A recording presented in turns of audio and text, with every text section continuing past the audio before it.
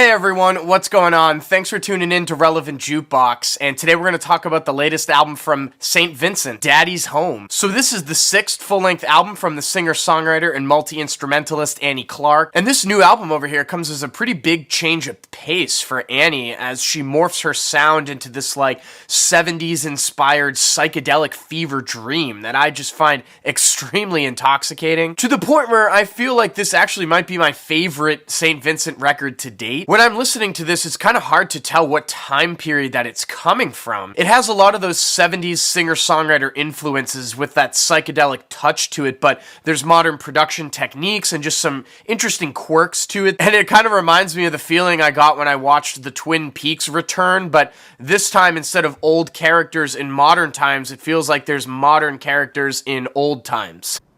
What year is this?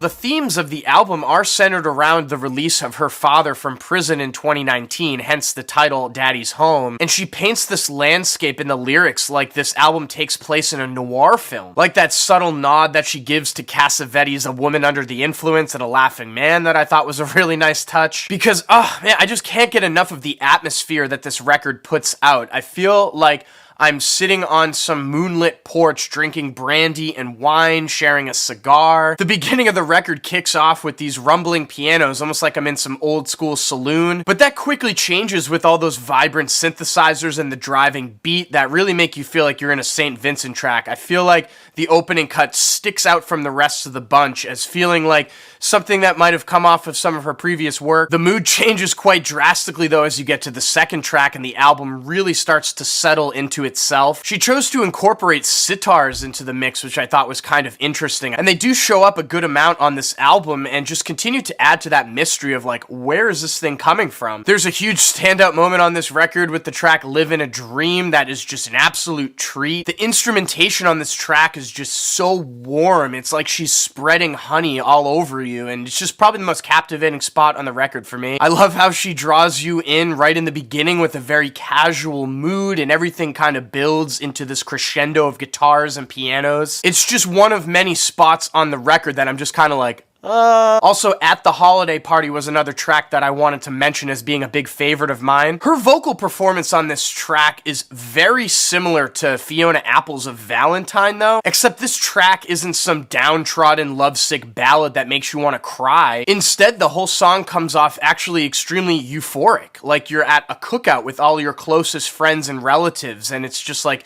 the best feeling you could have. But yeah, I mean, I thought this album was pretty stunning, front to back. It does have kind of an odd flow, but it didn't get too in the way for me. The only thing that was kind of head-scratching was those humming interludes that come towards the back half. They certainly reinforce the effect that this record is like a fever dream, but they just kind of feel like they don't have much purpose. I don't know. But yeah, overall, I'm just really loving the direction that she brought everything on this album, and it just keeps becoming more rewarding the more I revisit it. And with that being said, I'm feeling an 8.5 over here on Daddy's Home. So for all you collectors out there, this got a few nice treatments. There's a deluxe standard edition on black. There's also a deluxe edition that's got a clear with black smoke to it. And believe it or not, this came out on 8-track, and it did come out on cassette as well, but those are sold out on her website, but I still have links down below if you want to grab the deluxe vinyl editions. But yeah, let me know what you guys thought about this record in the comment section down below, and as always, thank you so much for watching. Make sure to like and share, and if you want more content from me,